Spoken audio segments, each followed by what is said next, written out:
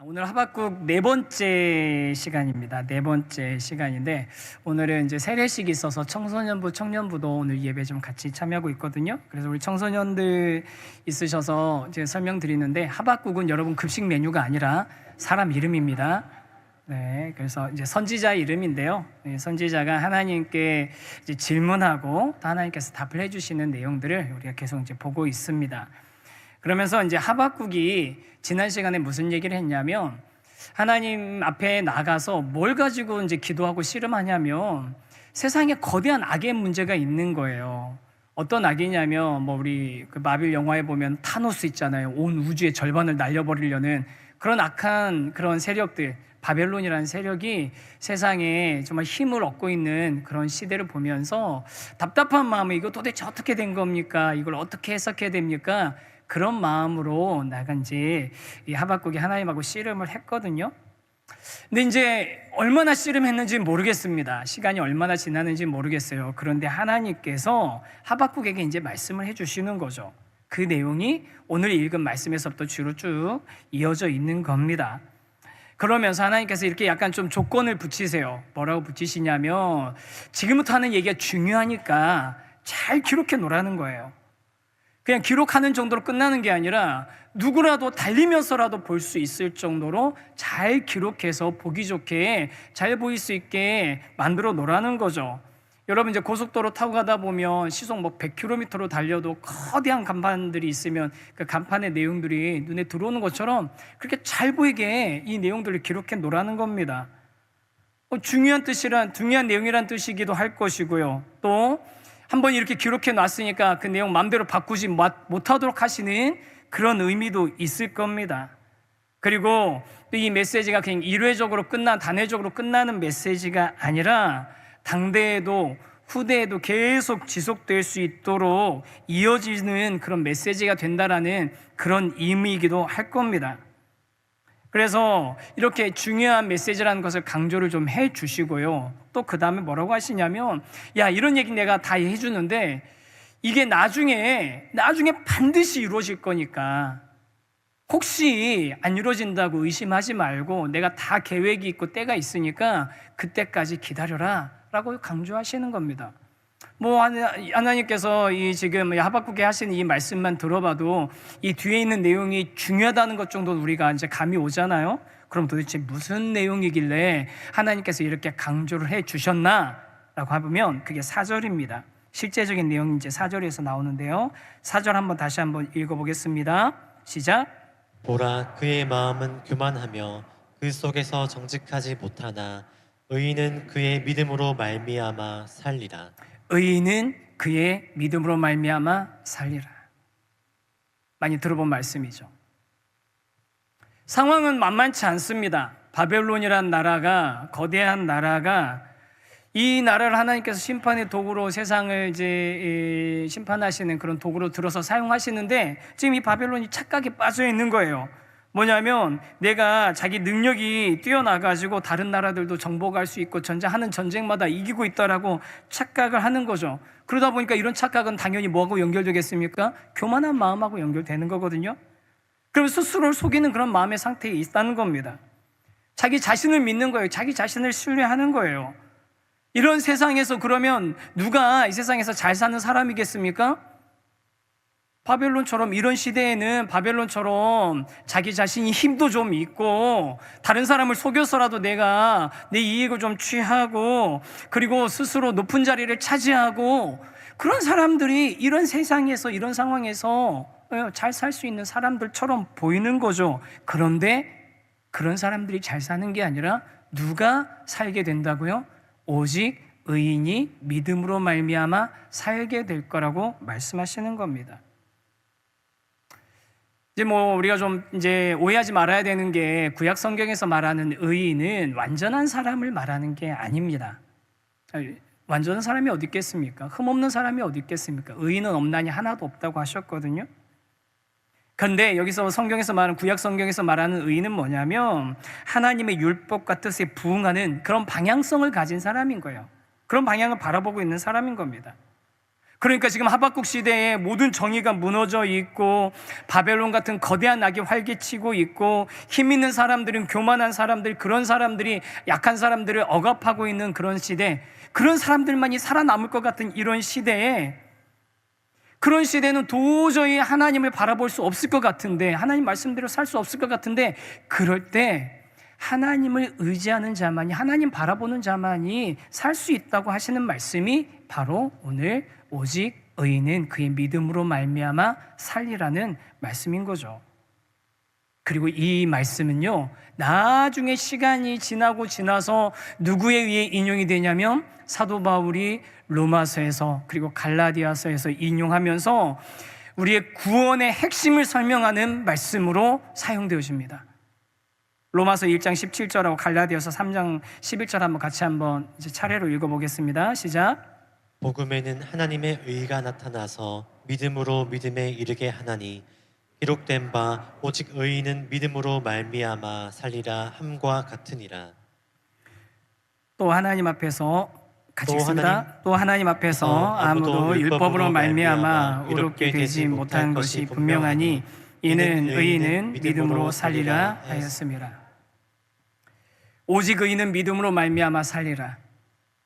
의인은 믿음으로 살리라.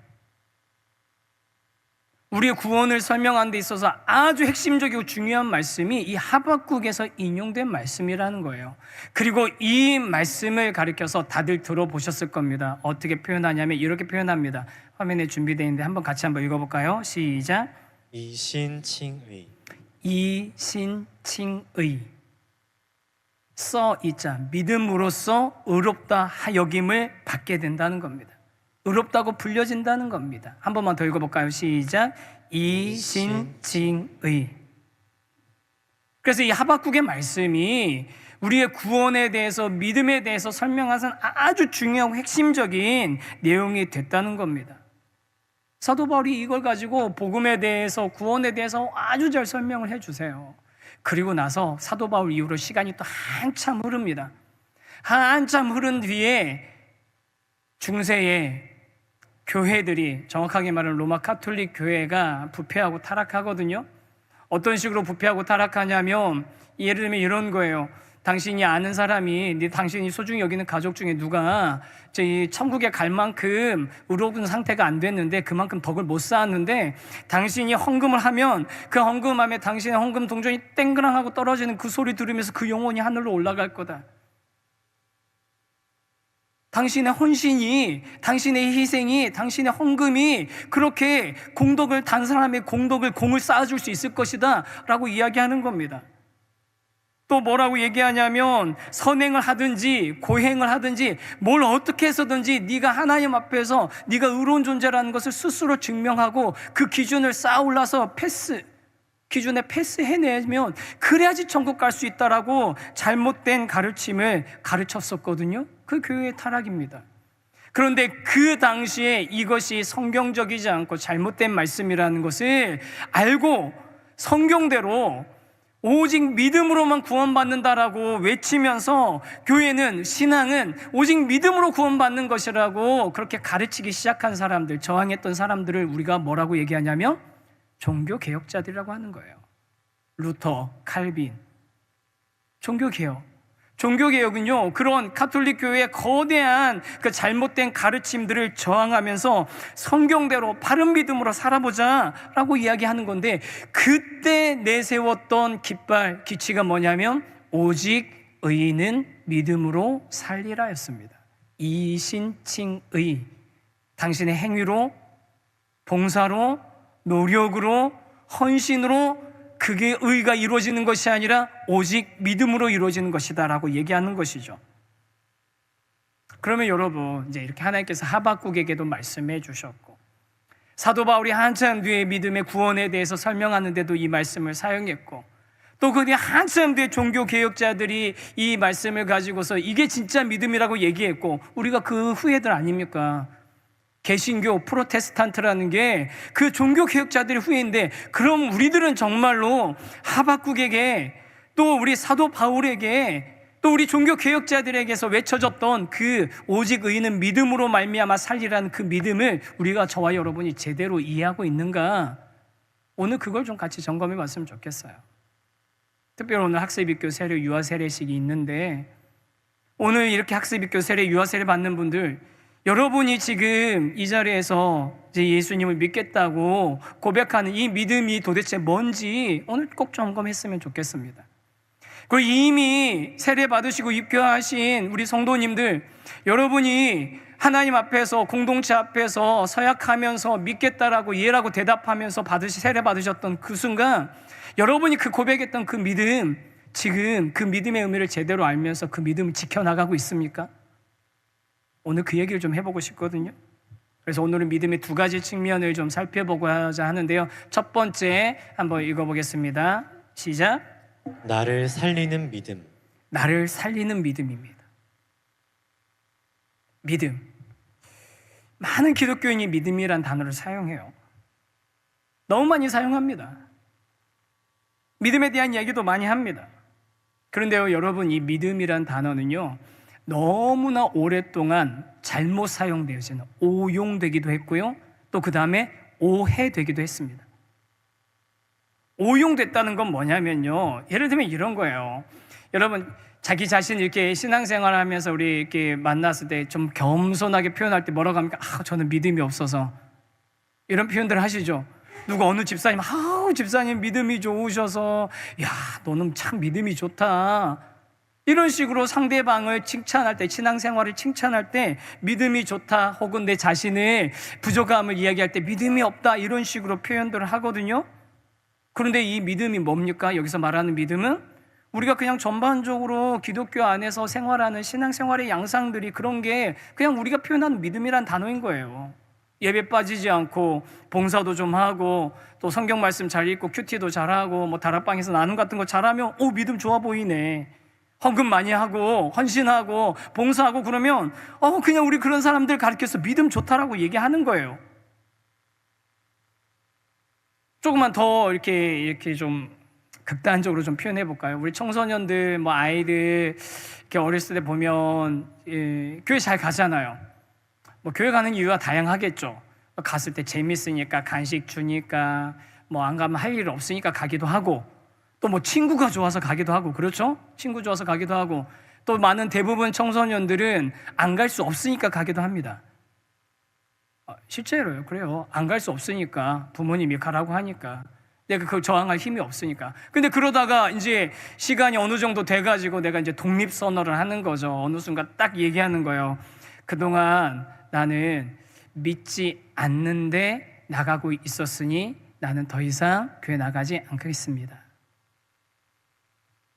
혹은 나는 하나님은 믿는데 교회는 나가고 싶지 않습니다. 이런 이야기들을 할 거예요. 그러면 그 전까지는 교회 열심히 나가고 뭐 교회에서 시키는 대로 다 했던 그 아들이, 자녀, 아들, 딸들이, 야, 그래도 얘는 나 닮아서 믿음은, 나 안 닮아서 믿음은 좋네, 이렇게 생각했던 걔네들이 갑자기 그렇게 자기의 신앙의 정체성을 밝히고 나면은 우리가 큰 충격을 받으면서 많은 부모님들이 무슨 생각하나요?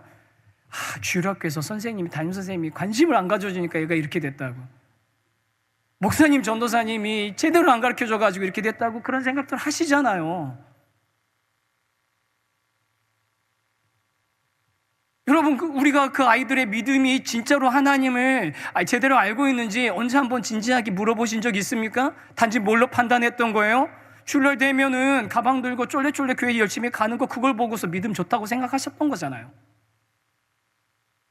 큐티하면, 일주일 내내 큐티하면 그냥 믿음 좋다고 생각하셨던 거잖아요. 잘 한번 생각해 보세요. 제가 굉장히 극단적으로 표현한 거지만, 여러분, 우리가 아까 하박국이 말한, 그다음에 사도 바울이 말한, 종교개혁자들이 말한 그런 믿음이라는 게 우리의 겉으로 드러난 행위나 우리의 어떤 행동에 의한 것이 아니다라는 것을 말했는데, 지금 우리는 믿음이란 단어를 어떻게 오용 잘못 사용하고 있습니까? 겉으로 나오는 행동을 보면서 저 사람 믿음이 좋네, 이런 식으로 표현을 하고 있단 말이에요. 그게 그냥 종교적인 공치사일지라 할지라도 우리가 믿음이란 단어를 지금 엄청나게 잘못 쓰고 있었던 겁니다. 그리고 또 믿음에는 이것보다 이런 오용보다는 그래도 이건 진짜 좀 귀여운 편이죠. 왜냐하면 우리가 진짜 의미는 그런 게 아니라 신앙생활을 표현하는 그냥 기독교적인 용어로 쓴 겁니다, 이렇게 설명할 수 있잖아요. 근데 진짜 중요한 믿음에 대한 오해 두 가지가 있거든요. 많이 있는데 그 중에 두 가지만 제가 소개해드리면 대표적인 거 하나가 뭐냐면요, 믿음을 내가 선택하고 내가 믿겠다고 손든 거라고 착각하는 겁니다. 우리 중에도 계실 거예요. 믿음을 내가 하나님을 선택했다고 생각하고 내가 믿겠다고 손들었다고 생각하는 거예요. 노진준 목사님이라는 분이 계시거든요. 그분이 쓰신 책에 재밌는 제목의 책이 있습니다. 믿음을 의심하다라는 책에 보면 이런 이야기가, 예화가 하나 나오는데, 어떤 사람이 이제 불치병에 걸린 거예요. 이분이 현대의학으로는 도저히 고칠 수 있는 방법이 없다는 진단을 받았으니 어떻게 했습니까? 절망이죠. 인생의 절망인 겁니다. 아무런 가능성이 없다고 하니까. 그런 절망 가운데 있었는데, 그런 절망 가운데 있는 사람에게 갑자기 어떤 사람이 오더니, 어떤 분이 오시더니, 어떤 제약회사에서 아직 완전히 시판된 건 아닌데 그 효과와 성능이 이제 검증이 다 끝나서 이 약을 먹으면 당신의 병이 살 수 있습니다. 당신의 병이 낫습니다. 당신 이거 복용하면, 이거 당신이 받아들이면 당신 살 수 있습니다 라는 얘기를 들은 거예요. 그래서 이 사람이 다른 소망이 없으니까 이 약을 받아서 먹기로 합니다. 이 약을 사용하기로 해요. 그랬더니 정말로 나은 겁니다. 병이 깨끗하게 나았어요. 그러니까 그 주변에 있는 사람들도 깜짝 놀라서 도대체 어떻게 된 일이야, 무슨 이런 기적 같은 일이 있었어 라고 얘기했을 때 이 사람이 어떻게 대답해야 될까요? 상식적으로 우리가 생각하면 이렇게 대답해야 되겠죠. 누가 약을 갖다 줬는데 그 약 이런 단계에 있는 약인데 그 약이 내 병에 딱 맞는 치료제래. 그 이제 막 개발된 거래. 그래서 그 약을 먹었더니 내가 나았어. 그 약이 나를 살렸어 라고 말하는 게 정상 아닙니까? 당연하죠. 그런데 이 사람이 만약 이렇게 얘기했다고 한번 생각해 보세요. 어떤 회사에서 약을 하나 개발했는데 다른 사람들은 믿음이 없어서 그 약을 안 먹었는데 나는 그 약을 믿었어. 그래서 내가 먹기로 결정했고 내가 그 약을 먹었더니 정말로 나은 거야. 내가 결정해서, 내가 선택해서 나은 거야. 이렇게 말하면 여러분 어떤 생각이 드십니까? 논리적으로 들어보면 그 말도 완전히 틀린 말은 아닌데, 왜냐하면 자기가 먹지 않겠다고 결정했으면 안 먹었을 테니까 그 말도 틀린 말은 아닌데, 그런데 그 말을 자세히 들어보면 뭔가 이상하죠. 뭐가 이상한 겁니까? 진짜 이 사람이 산 것은 자기의 선택 때문에 산 겁니까? 그 약의 효능 때문에 산 겁니까? 만약에 이 약의 효능이 없으면 자기가 아무리 먹기로 선택했다고 해서 나을 수 있습니까? 없습니까? 없는 거죠. 그런데 아까 후자처럼 얘기하는 건 뭐냐면, 이 약의 효능은 약화시키고 별 볼 일 아닌 것처럼 생각하고 마치 내가 결정하고 선택한 것이 이 병을 낫게 한 원인인 것처럼 이야기한 겁니다. 믿음이 내가 하나님을 선택하고 내가 하나님 믿기로 손들었다라고 생각하는 게 바로 이런 오류가 생기는 겁니다. 물론 반발하는 분도 있을 수 있어요. 믿음이라는 게 의지적인 면도 있지 않습니까? 당연히 있죠. 여러분, 전인격적이라는 건요, 지, 정, 의가 다 포함되는 겁니다. 이걸 갖다가 무슨 칼로 자르듯이 가위로 잘라가지고 쪼개낼 수 있는 게 아니에요. 지적인 영역, 정서적인 면, 감정적인 면, 의지적인 영역이 다 존재하는 겁니다. 하지만 믿음을 내가 가진 신념과 확신으로 치부해서는 안 된다는 거예요. 믿음은 내가 가진 확신과 신념이 문제가 아닙니다. 실제로 오늘 이 하박국에 사용된 믿음으로, 의인은 믿음으로 살리라고 표현이 돼 있었잖아요. 이 믿음이란 단어가 에무나라는 히브리어거든요. 그런데 이 히브리어를 다시 헬라어, 성경은 구약은 히브리어, 신약은 헬라어로 쓰였잖아요. 근데 이 헬라어로 옮겨놓은 사람들이 이 단어를 두 가지 단어로 번역을 합니다. 에무나라는 히브리어를. 이거 모르셔도 돼요.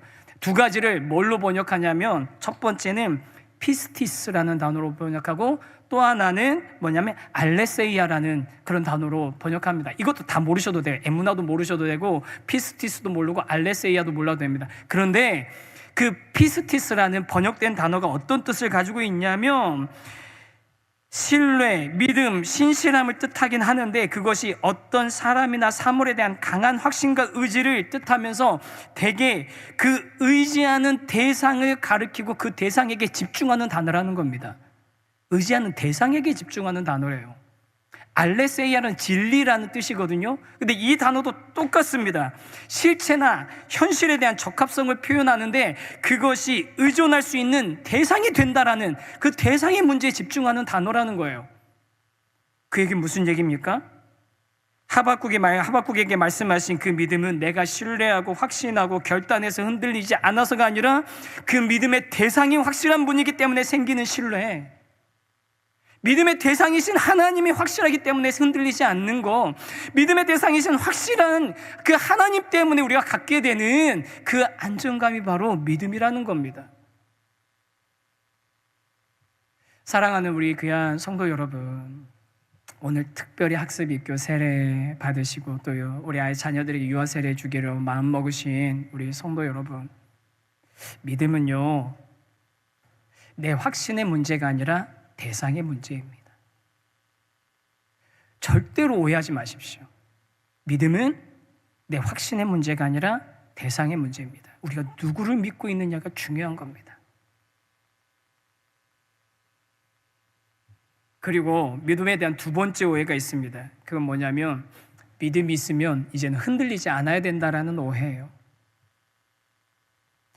우리는 믿음이 있는 것 같지만 흔들리는 순간이 얼마나 많은지 모릅니다. 그래서 많은 분들이 늘 불안해요. 늘 불안해요. 저 어렸을 때 학생 때 이럴 때 수련회 갔을 때 생각하면 매번 수련회 갈 때마다 전도사님이 자 구원받기 원하는 사람 이렇게 다 일어나라고 하면 얼마나 많이 일어났는지 몰라요. 늘 나 자신을 보면 뭔가 부족해 보이거든요. 나를 보면 안 될 것 같거든요. 그런 불안함에는요 몇 가지가 있는데 첫 번째 지적인 의심 때문에 생기는 불안함입니다. 아직 우리가 지적으로 하나님을 다 알지 못하는 거예요. 그런데 여러분 괜찮습니다. 제가 말씀드렸잖아요. 질문하셔도 됩니다. 아니 질문하셔야 됩니다. 뭘 질문하십니까? 하나님 어떤 분이신지 알고 싶어하고 하나님을 배우고 싶고 하나님에 대해서 우리가 더 궁금해하는 것들 자꾸 질문하셔야 됩니다. 그 질문과 씨름이 지금 우리가 읽고 있는 수없이 많은 신앙의 글들이고 우리 선배님들의 작품인 겁니다. 그 씨름의 결과물인 거예요. 또 다른 의심은 뭐냐면 불안함은 뭐냐면 나 자신을 못 믿는 거예요. 마치 얼음판 위를 걸어갈 때 어떻게 됩니까? 얼음이 아무리 탄탄해도 우리가 그 얼음판을 그냥 막 이렇게 걷지 못하잖아요. 혹시 미끄러질까봐, 넘어질까봐, 어떻게 될까봐 막 이렇게 하면서 앞으로 나가지 못하는 것처럼 내 자신을 스스로 못 믿는 거예요. 괜찮습니다. 여러분 어차피 우리를 보면서 하나님이 구원해 주신 게 아닙니다. 그리고 마지막 뭐냐면 마지막에 우리가 흔들리는 건 뭐냐면 나를 둘러싼 거센 상황과 환경 때문입니다.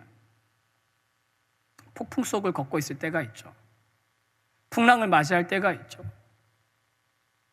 그러면 막 앞도 안 보이고 도대체 내가 어디를 향해 가고 있는지 뭘 하고 있는지 모를 때가 그럴 때 있으실 거예요. 그럴 때 내 믿음이 없는 것처럼 혼란스러울 때가 있습니다. 그런데 여러분 괜찮습니다. 그런 상황에서도요, 여러분, 우리가 정말로 우리가 가야 될 목적지가 있고 우리 안에 어느 방향으로 가야 되는지 알려주는 나침반이 고장나지 않고 작동하고 있다면요, 아무리 거센 풍랑 속에서 우리가 헤매고 있어도 저와 여러분은 뭐 하고 있는 거냐면 항해하고 있는 거예요. 그런데 반대로 순풍에 돛단 듯이 막 망망대해를 나아가고 있는데 항해도도 없어, 나침반도 없어. 그럼 저와 여러분은 뭐 하고 있는 겁니까? 표류하고 있는 겁니다. 상황과 환경 때문에 흔들릴 수 있습니다. 흔들리지 않는 게 믿음이 아니라 흔들릴 때에도 어느 방향을 향해 가야 되는지 아는 것, 뭐가 기준인지 아는 것, 그게 믿음인 겁니다. 우리 귀한 성도 여러분, 오직 의인은 믿음으로 살리라는 이 말씀에서 나를 살리는 믿음은 내 확신이 아니라는 것을 꼭 기억하셨으면 좋겠습니다.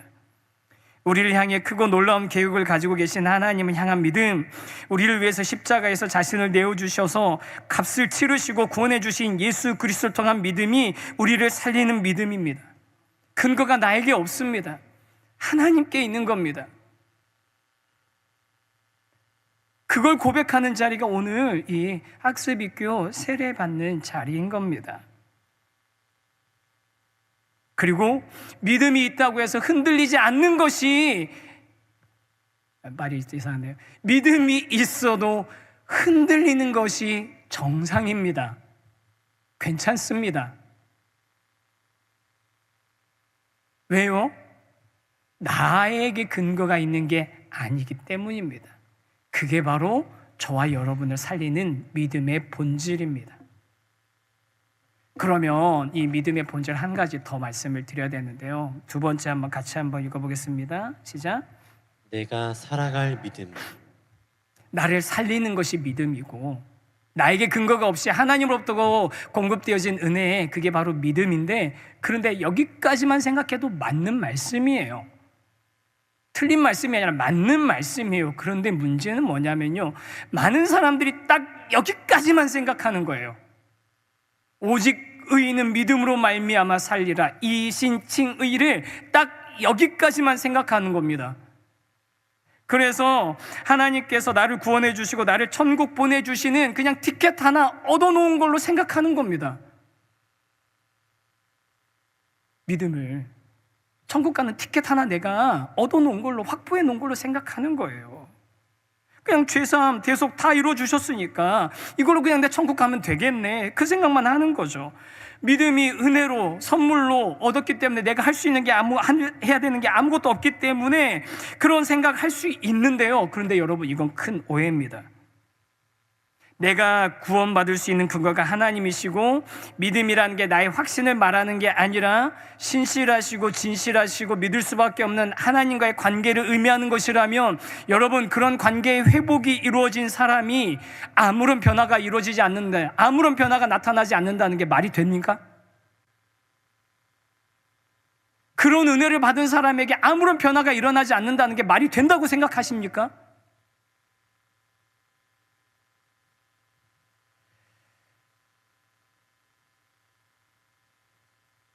많은 그리스도인들이 사실은 이 부분에 있어서 심각한 문제를 갖고 있는 거예요. 매우 심각한 문제를 갖고 있는 겁니다. 저를 포함해서. 오직 믿음에 대한 강조가, 여러분, 행위로 할 수 없다는 뜻이지 행위는 필요 없다는 뜻이 아닙니다. 헷갈리지 마세요.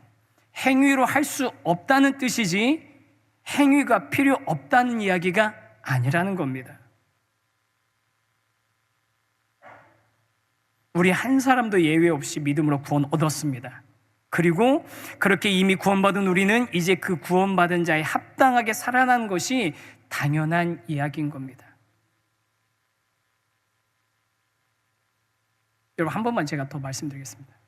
여러분, 저와 여러분, 우리 한 사람도 예외 없이 오직 믿음으로 값없이 구원을 얻었습니다.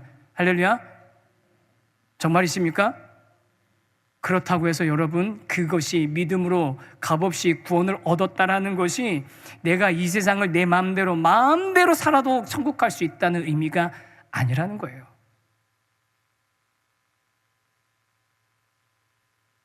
이런 놀라운 복음을 내가 세상에서 마음대로 살아가는 것을 합리화하는 명분으로 삼지 마시기 바랍니다. 어차피 행위로 구원받는 거 아니잖아. 믿음으로 구원받는 거잖아. 내 노력을 하는 거 아니잖아. 선물로 받은 거잖아. 예, 맞아요. 그런데 그 선물 받은 사람처럼, 그 값진 선물 받은 사람처럼 살고 있느냐고요.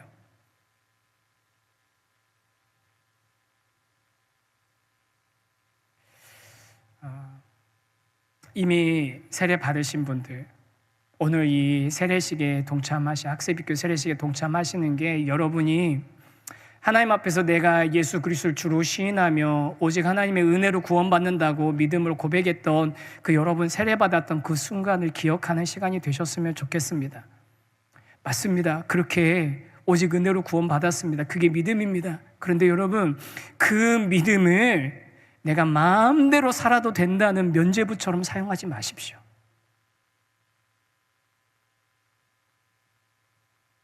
그리고 오늘 다시 한번 학습입교 세례, 유아 세례 받는 분들, 오늘 날 제대로 잡았습니다. 여러분이 이 자리에 있는 것의 의미, 오늘 고백하는 것의 의미, 그냥 통과 의례로 생각하지 마시고 진지하게 생각하시고 고백할 수 있으면 좋겠습니다. 그렇게 되시길 바랍니다. 우리가 함께 그것을 또 우리 함께 기도하며 축복하기 위해 이 자리에 모여 있는 거거든요. 그래서 오늘 이 시간에는 이렇게 내가 믿음으로 하나님 안에서 살아가고 내 자녀를 믿음으로 기르겠습니다라는 고백을 좀 고백하는 시간을, 간증하는 시간을 좀 가지려고 합니다.